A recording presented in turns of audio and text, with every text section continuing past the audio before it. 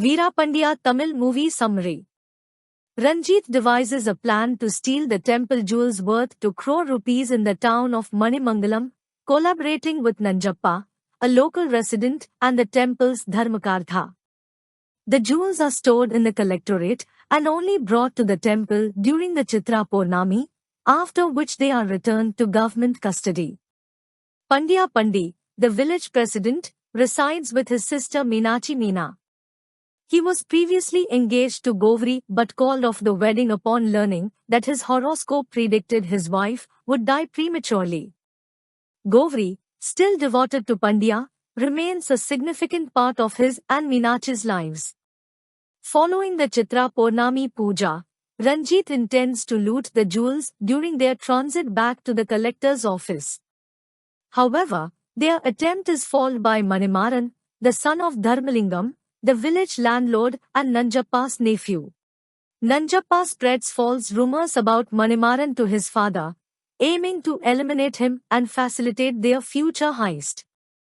The trio is forced to wait until the next Chitra Purnami to steal. Meanwhile, Ranjit kidnaps an archaeological research officer responsible for discovering a subway path leading to the temple.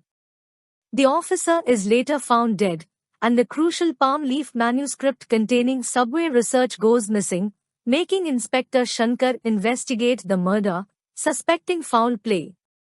Shankar disguises himself as Postman Naidu and enters Manimangalam.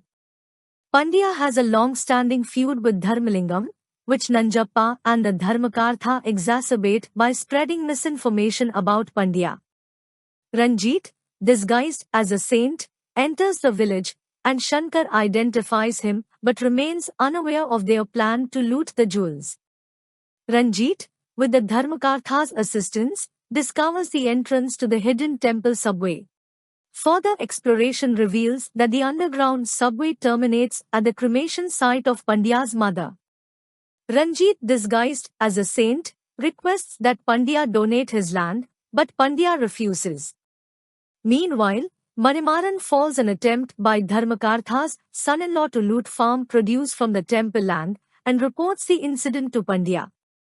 Pandya orders public humiliation as punishment, infuriating Dharmakartha. After some initial comedic encounters, Meena develops feelings for Manimaran. Nanjappa conspires to tarnish Pandya's reputation by orchestrating a false accusation of rape against him, using Sweetie as the accuser. However, Postman Naidu informs Manimaran about the plot, and Govri and Manimaran intervene to resolve the issue.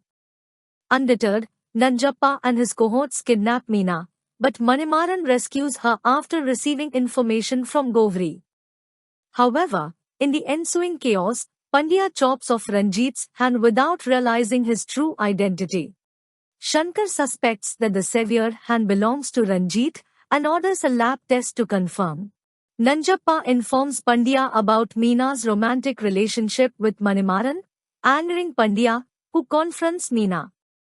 Manimaran's mother requests that her son marry Meena, and Pandya, moved by the request, agrees. However, Dharmalingam refuses to accept the union, prompting Manimaran and Meena to get married regardless of his objections. Nanjappa exploits the conflict to his advantage, orchestrating an attack on Pandya and deceiving him into believing Dharmalingam was responsible. However, Pandya and Dharmalingam eventually reconcile, only for Nanjappa to devise a plan to kill Dharmalingam and frame Pandya for the crime. As planned, Nanjappa murders Dharmalingam and manipulates the situation to get Pandya arrested. Trusting Nanjappa's deceit, Manimaran becomes enraged with Pandya and Meena. Meanwhile, Shankar's investigation reveals Nanjappa's culpability in Dharmalingam's murder.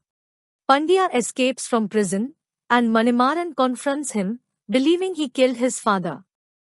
However, Shankar intervenes, revealing the truth about Nanjappa's involvement. Manimaran and Pandya reunite, determined to prevent Nanjappa's plan to steal the temple jewels. On Chitra Purnami Day, Ranjit, Nanjappa, and Dharmakartha attempt to loot the jewels. With the help of Kanhaiya, Govri, and Meena, Ranjit's henchmen, are arrested outside the temple.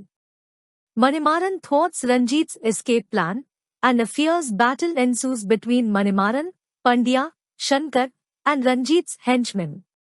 Finally, Nanjappa dies in a subway collapse, and Dharmakartha succumbs to a snake bite. Meanwhile, Gauri feigns fatal injuries, prompting Pandya to marry her in a heartfelt ceremony.